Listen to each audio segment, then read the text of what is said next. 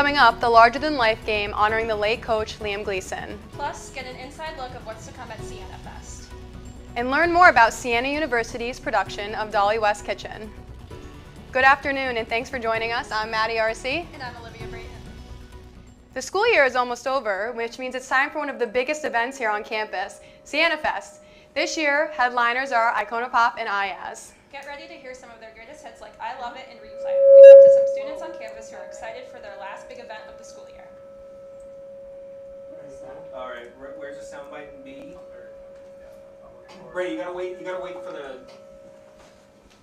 Brady, play B. Weekend, it's gonna be the last one, so I'm excited to do all the activities and hang out with all my friends. Yeah. There's also food trucks, zip lines, laser tags, henna, and more happening throughout the weekend. Soundbite. I'm so excited. I can't wait to do all the activities. This is my first year, so I would say the goat yoga because I've never done it before, so I'm excited to do that. I'm gonna do the volleyball tournament. What else? And definitely go to the concert. So. No, yeah, we need the other. Doors open the MAC at 7:30, and tickets are $25 each. Don't hear about it. Make sure you're there for it. The Siena Saints and New Albany Great Danes met for their first annual larger-than-life game in remembrance of the late coach Liam Gleason. SCTV's Alina Buchanan has the story. Take package, take A. Yep. On New Albany's campus, earlier Tuesday, there was a tree planting ceremony in honor of Coach Gleason. Liam played lacrosse at U Albany and later became an assistant coach. Is that on the stream or is it just in Eventually here? becoming head coach for Siena. The ties to both programs is strong. Liam's family and friends were honored pregame as well.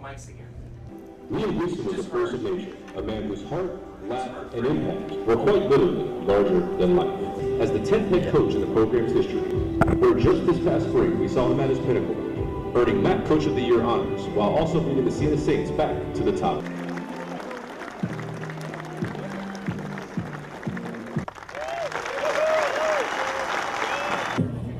Now it is game time. Both sides are focused and ready to play for a greater cause.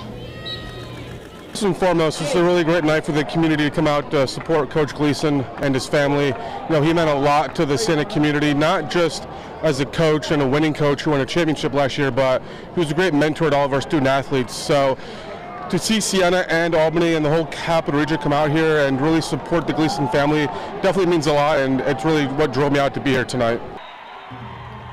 Fans from Siena and U Albany packed the stands to show support for Coach Gleason, his family, friends, and programs he made an impact on. I grew up in a lacrosse family. My dad played lacrosse in college at Fairfield, so lacrosse has been super important to me growing up. All my siblings played, I had to play, so that lacrosse community is something that I grew up in, so I know the importance of it. The game was nothing short than exciting, with goals back and forth throughout the night. Coach Liam would be proud at both programs who showed fight and grit throughout.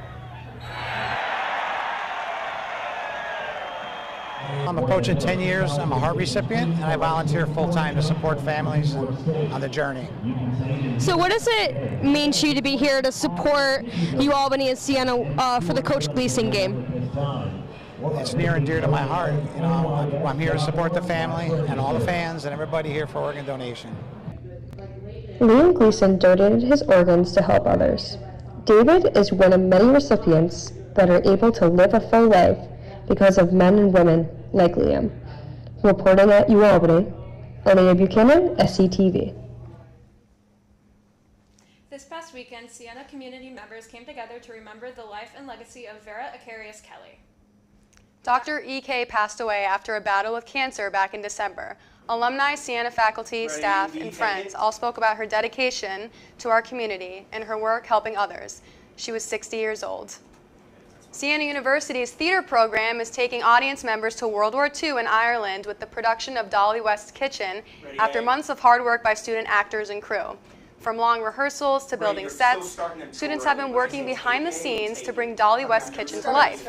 This play challenged student actors to take on complex roles and put in a full effort, and this hard work is making an impression on audience members. I thought the play was really good. I had worked with some of these people in the past, and it was just really great to see them on the stage again. Dolly West Kitchen will continue to be performed on campus for the rest of the week. Saturday saw the American Foundation for Suicide Prevention bringing their Out of the Darkness walk right here to Siena. Our own Colby Lack has the story. Ready, take it. Saturday marked the 8th annual Out of the Darkness walk here on Siena University campus. The event, hosted nationwide by the American Foundation for Suicide Prevention, brings together people of all different backgrounds to raise awareness for suicide prevention and those struggling with their mental health. Here on campus, organizations like Colleges Against Cancer to sports teams such as Women's Club Soccer fundraised for the cause. Yeah, so just spreading suicide prevention and awareness and just making the community aware of what's going on and no one's alone is really impactful, and for me it's a very personal thing close to my heart. So just to see a community, especially at Siena, get brought together to show awareness is really impactful and meaningful to me. While the purpose of the event is to raise money and spread awareness for the cause, to some students it means more than just that.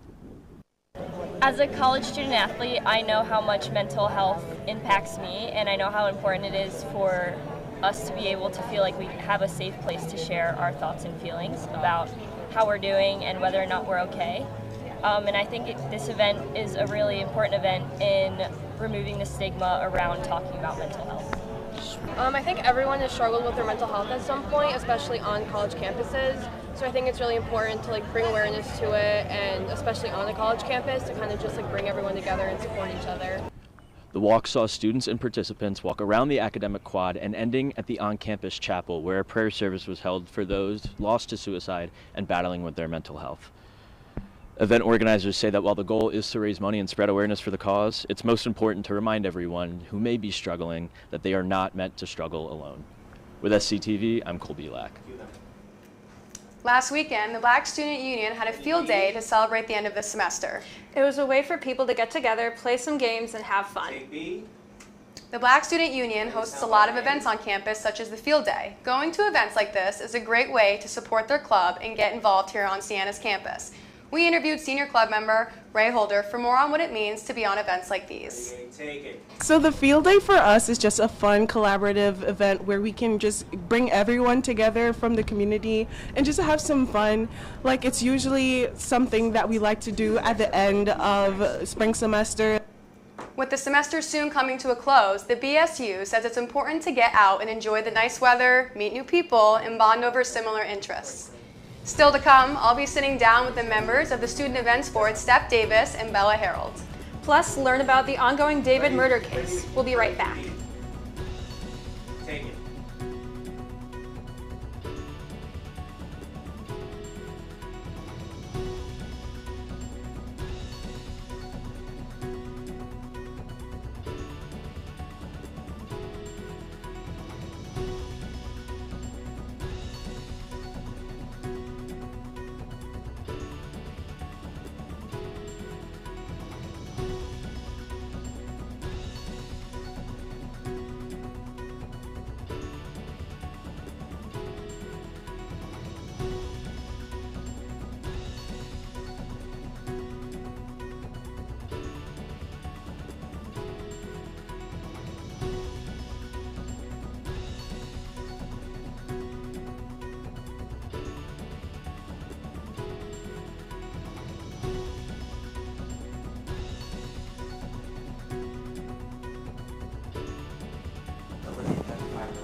One, two.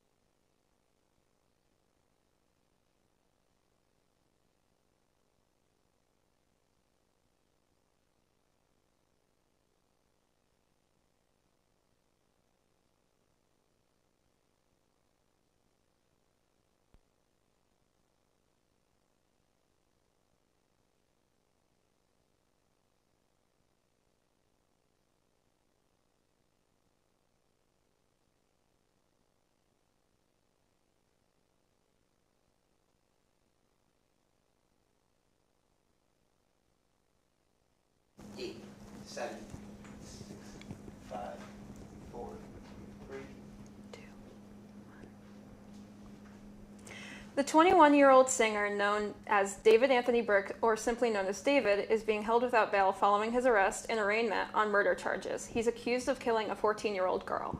Burke could face a maximum sentence of life in prison without parole or the death penalty if convicted. Reed Binion reports. That killer that we have now charged is David Anthony Burke. The musician known as David, spelled D4VD. Authorities in California Monday officially charging the hit singer David in connection with the death of 14-year-old Celeste Rivas Hernandez. First-degree murder with special circumstances. David, whose legal name is David Anthony Burke, was also charged with mutilating human remains and continuous sexual abuse of a child under 14. He pleaded not guilty Monday. His attorneys entered the plea on his behalf at his initial court appearance. This comes 7 months after Celeste's remains were discovered and nearly a year after her last known whereabouts.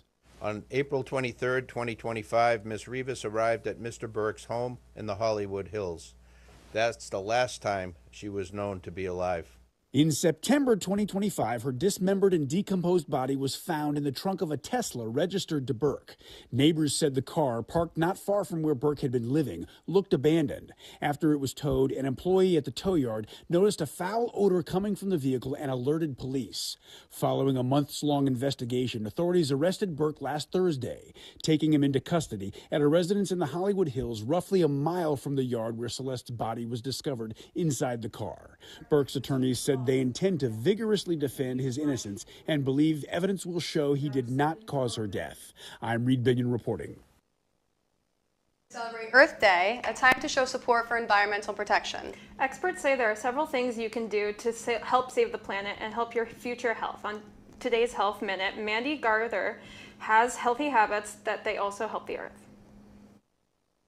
It's the only home we have, but caring for the earth and your health are two things you can do at once. Earth Day is a great reminder that what's good for our health is often good for the planet too. Dr. Winnie Armand with Mass General Brigham says small changes can make a big difference for both. The first way to do that is to move more. Instead of using a car, walk or bike to where you're heading. This helps boost both physical and mental health, but it also cuts down air pollution and greenhouse gases. Armand says eating a plant-forward diet, focusing on foods like vegetables, beans, legumes, and whole grains can lower risk of heart disease, diabetes, and more, while also reducing the environmental footprint of our food.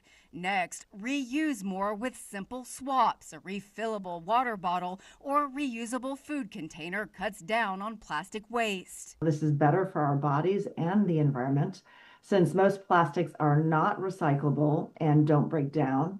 And all this plastic ends up everywhere, our food, water, soil, and even inside us. Armand says to be aware of fossil fuel emissions from things like idling cars or gas-powered equipment. Air pollutants aren't only bad for the environment, but can also cause many diseases. Finally, take time to enjoy the outdoors. I'd say spend more time in nature and help create more of it, because there's actually good evidence that being in green spaces improves both mental well-being and physical health. For Health Minute, I'm Mandy Gaither. Tuesday night, Iran wheeled out what it says to be a ballistic protest or revolution square, according to Iranian state media. Footage from the Iranian state broadcaster IRIB gathers large crowds gathering in the square in the heart of the capital as a 2-week ceasefire was set to expire. U.S. President Donald Trump extended the truce with Iran Tuesday night. Images showed waving flags next to what Iran said medium-range ballistic missiles. Iranian rockets were also displayed at rallies in other cities on Tuesday, state media showed. The display came as peace talks between Iran and the United States appeared to be on flounder on Wednesday, and a commander in the Islamic Revolutionary Guard Corps Aerospace Force threatened the oil production sites of Gulf neighbors who help Iran's enemies. Pakistan's prime minister was seen meeting with Iran's ambassador and other officials. Reza Umir Magdum, ambassador of the Islamic Republic of Iran, met with Pakistan's Prime Minister Mohammad Shehbaz Sharif on Wednesday in Islamabad. The leaders met to discuss the ongoing regional conflict, the situation in the Strait of Hormuz, and peace efforts with the United States. This as President Donald Trump said he had extended the ceasefire with Iran until peace talks have ended, despite his prior vow not to prolong the truce. However, he said the U.S. would continue to blockade Iranian ports, which Iran foreign minister previously said amounted to an act of war.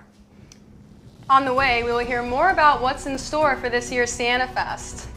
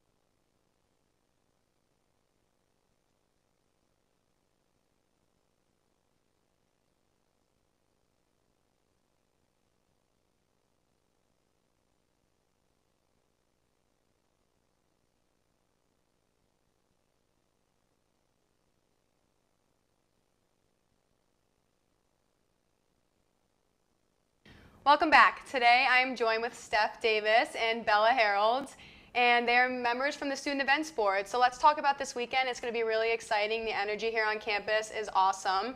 What is in store for the weekend? What can you tell us?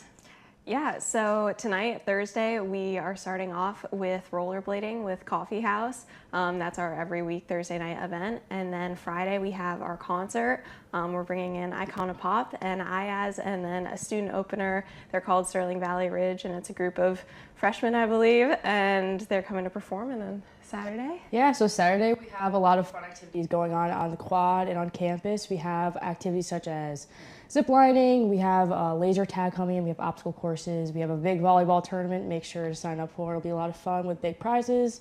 We have a ton of food trucks and activities, kind of stuff for everyone to come and have fun with. That's so awesome. So last Wednesday, you guys obviously unveiled the artists that are going to be performing.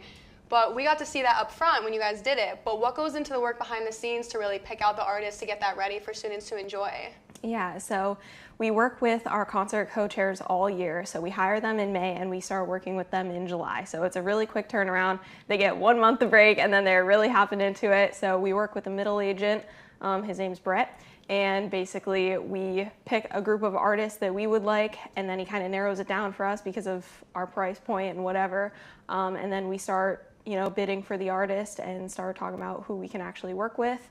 Then by January, we usually have it picked out, and from there, we work with their legal team, to Brett, to us, to our legal team.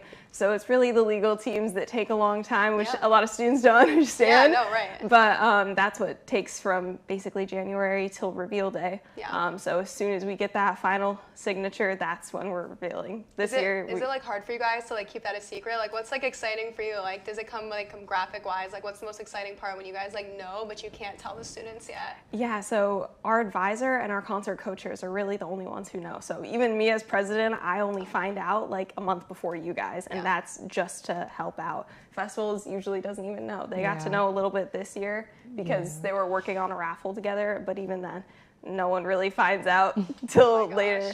But they're really excited usually. It's an awesome opportunity for them, and finding out the whole process of booking and working with an artist team. That's amazing. And aside from securing those type of performances, like what planning goes into Siena Fest as a whole? Like how early do you guys start that process? I started planning as soon as September. It's been a lot of planning, seeing what the students want to have for food and for activities just to celebrate the end of the year. So we've been just talking, getting out polls and surveys to see what students really want to see at the end of the year at college. And yeah, it's been a long time. It's been all year for us. That's amazing. I didn't realize it started all the way back then either. That's the type of stuff that we don't know. So for people that want to be a part of the Student Events Board, how can students join that and where can they find that information? Yeah, so we're actually hiring right now. We put it out this week and applications close next Friday, May 1st. And basically the process is you fill out a written app on Saints Connect, and we look at those and we pull you in for an interview on reading day and choose you if we decide to do so. Very nice. So what are you guys most excited for students to experience this weekend? Honestly, I'm so excited for Iconopop. Like, their music is my type of music. Yeah. I love pop music and just high energy, so I'm very excited for that. I'm also very excited for the concert, but I also think spending time with your friends, celebrating the big year and everything you've accomplished throughout the school year is a big thing. So just the entire weekend as a whole, Friday and Saturday, is going to be huge for everybody. What part of it do you think makes it such a significant event here on campus, though? I think for me personally, it's like seeing how much the co-chairs put into it all year and then really seeing it turn out. I've done this for 3 years now, but for a lot of co-chairs, it's their first time around. Yeah. So putting all that thought into practice, it's a really great experience for them. And then also as students, they just, the warm weather and like end of the year, it's like, hurrah, kind of moment. Yeah. Well, thank you guys so much for joining us here today, and thank you for the work that you put into this event. We're all really excited to experience it. Still to come after the break, we have SCTV Sports.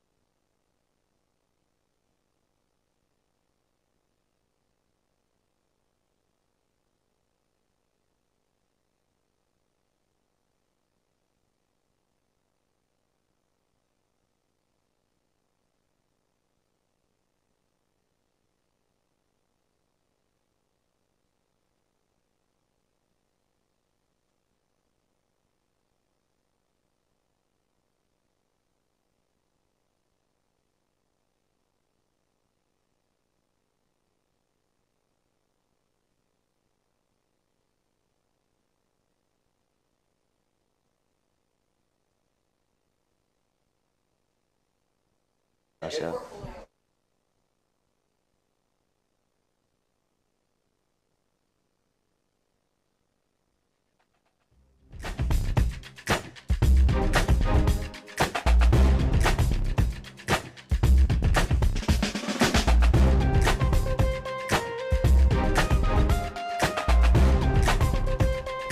Welcome back to SCTV Sports, everybody. Steve Jones alongside me, Cole Belak, and what a week we've had so far. What a week for the NBA playoffs, man. Big week for the NBA playoffs. And let's kick it off with that. They are in full swing right now, with the Cavs and the Thunder being the only teams to claim a 2-0 series lead so far. With that said, let's take a look at how the other teams have fared and tying the game one game apiece in the series. Let's take a look. First of all, we'll start things off. The Knicks and the Hawks dueling it out in MSG in Game 2 of a best of 7.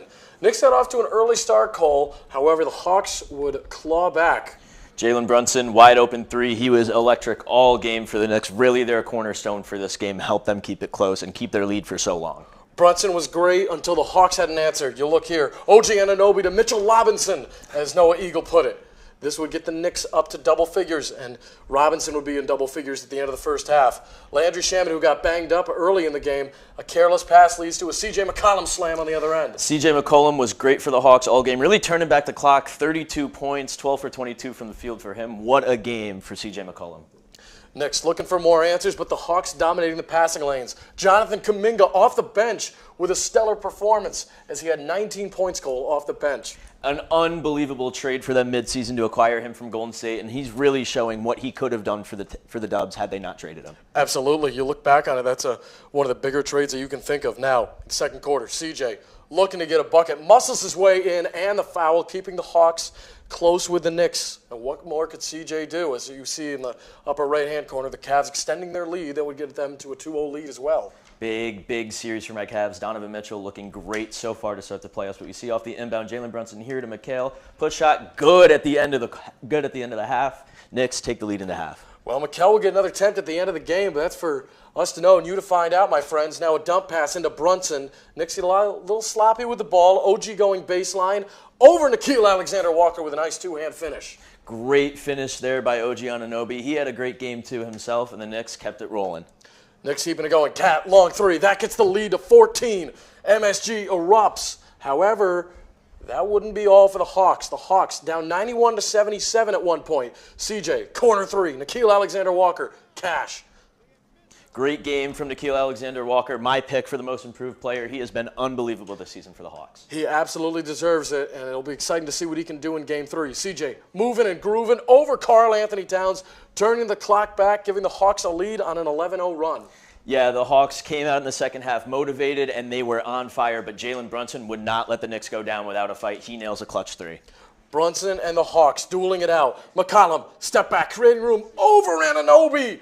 Turning back the clock once again, Cole. Again, not enough can be said about how great C.J. McCollum was this game. We see Jalen Brunson in the clutch again, delivers for the Knicks. Spins out, then in the ensuing possession. They'll go up the floor after a timeout from Quinn Snyder. C.J. McCollum, 2 chances at free throws. Now, mind you, ladies and gentlemen, OG Anunoby missed 2 free throws early on in the game. That could have been a big difference as he misses free throw 1 and free throw 2. Of course. We all watched this game. Free throw 2, no good. Josh Hart with the rebound. Knicks pushing it down the court. McHale mid-range in the corner. No good. Short rim, and the Hawks escape with Game 2. We have ourselves a series down in the ATL this weekend, Cole, as the Knicks will play Game 3 tonight at 7 o'clock on Prime. Game 4 Saturday. Now to another exciting game. The Blazers and the Spurs. I mean, what a game this was. Obviously, the Wembanyama injury, which we will get to in a bit. But Scoot Henderson this game, playing like prime Damian Lillard, unconscious from 3. Scoot Henderson was great, as you can see here. Step back 3. Nailing the shot over Vassell. Nothing but nylon, as Bill Raftery would say here. In a scary moment in San Antonio as Wembanyama hits the deck hard. Now, from what we've heard, he will travel with the team to Portland. Clearly unsure if he will play either in Games 3 or 4. And You could hear Reggie Miller say on the broadcast when he got up, he looked dazed, and he certainly looked shaken up. He definitely did. I believe he stumbled into the crowd at one point trying to get back up, but hopefully he's good and ready and healthy for Game 3. Well, we wish him nothing but the best here. Stephon Castle willing his team to get a big lead and go up 2 games to none. However, the Blazers would claw their way back after the Spurs grab a large chunk of momentum. We see Scoot Henderson again from downtown Cash. He was 5 for 9 this game. 31 points for the young player. Scoot Henderson was fantastic. Keeping Portland this series all playoffs long, all we've heard about Portland is how stellar Danny Advihada has been in his first series, as well as Drew Holiday. However, Scoot Henderson, way to play with the lights brighter than they can be. I mean, it's unexpected, some might say. Obviously, he's a guy that some people have been jumping the gun early, labeling him as a bust, but he really delivered for the Blazers in this game. On a beautiful pass and a beautiful finish from Fox to Cornette, that would extend the Spurs' lead to 13. However, Scoot Henderson, as Stuart Scott would say, is playing like the cool side of the pillow right now. That he is. We see him again from downtown. He is automatic, and the Blazers keeping it close. 1-point game. 1-point game. Henderson downhill, kicks it out. Long 3 from Williams. No, Drew Holiday's there to clean up the glass and put it in. Drew Holiday, a double-double for him too. He had 16 and 10 boards. He was great for the Blazers as well. Downhill, Advihada. Little stop and go, but the find of Williams and the foul. Unbelievable game from Williams as well. He had 11 and 9 off of the bench for the Blazers, and Denny just continuing to deliver for Portland. Advihada has been the gift that keeps on giving since he arrived to Portland. He's really found his footing. Now, Stephon Castle, he'll get the inbound. Champagny, off the screen. Vassell, the prayer, off the back iron. Champagny misses the putback rebound, and Drew Holiday and the Blazers are going back to Portland with the series knotted at 1, and I'm just as shocked as anybody. I mean, obviously the Wembanyama injury definitely does play a role in that, but I mean, a lot of people thought the Spurs would just run away with this series, so it's been very interesting to see these two teams keep it close. Absolutely. Now, before we get to the rest of our sportscast, the NBA first-round action, the Detroit Pistons and Orlando Magic dueled it out last night, 98-83 the final, and OKC and Phoenix in the late game, 120-107. Tobias Harris, a double-double. K to 27 points, a double-double as well, too. They were both outstanding in this big win, and Detroit needed this, man. That they were. Detroit did need that. It looked like they came out very flat in Game 1 against a Magic team that has been stumbling a bit of late, so it was nice to see them get back on track. Absolutely. Now, before we get to the NFL draft, we had some sad news come out of our Siena Athletics family and our Siena campus family last week, as Jim Jaber, the former women's basketball coach who did a pair of stints at Siena from 1987 to 1990, as well as from 2021 to 2024, passed away at the age of 63 in his home of Menlo Park, California, as he had a decorated 36-year career, head coaching career in collegiate basketball, and he had a courageous 2-year battle with pancreatic cancer. And it's safe to say, Cole, the entire campus will miss him, and he changed so many young people's lives. That he did, and you can definitely feel the effects of his passing here on campus. All well wishes to his family. Absolutely. We wish nothing but the best to the Jaber family in this time. Now to switch gears, another big event tonight, the NFL draft. Important one. The Vegas Raiders hold the first pick in the draft, and all eyes are on Fernando Mendoza as well. I mean, he's pretty much a shoo-in to go number 1 overall at this point. He is the guy for the Vegas Raiders, but the rest of this draft looks exciting. I mean, you look at the number 2 pick, you don't know if it's going to be David Bailey or Orville Reese for the Jets. It's going to be really interesting to see. I think a lot of trades could happen. I'm going to be very, very glued to my television later. Absolutely. As you mentioned, the Jets have number 2 regionally. The Giants have 5 and 10 as they acquired that 10th pick in the trade with Dexter Lawrence. That they did. So they have some options and they have some answers to make, and it's going to be a lot of pressure for those top 10 picks. It's a lot of pressure, definitely. I mean, especially for the Giants. Obviously, they traded away Dexter Lawrence. They're looking to retool. They're bringing in Harbaugh, trying to set up a new regime, and you know, it's really going to be interesting to see what they can do with these 2 top 10 picks. Absolutely. Well, that'll be all that we have for you guys for SCTV Live Before. Follow us on Instagram at Siena Communications TV, or you can find us here on the Siena Communications Program YouTube page. Have a great night.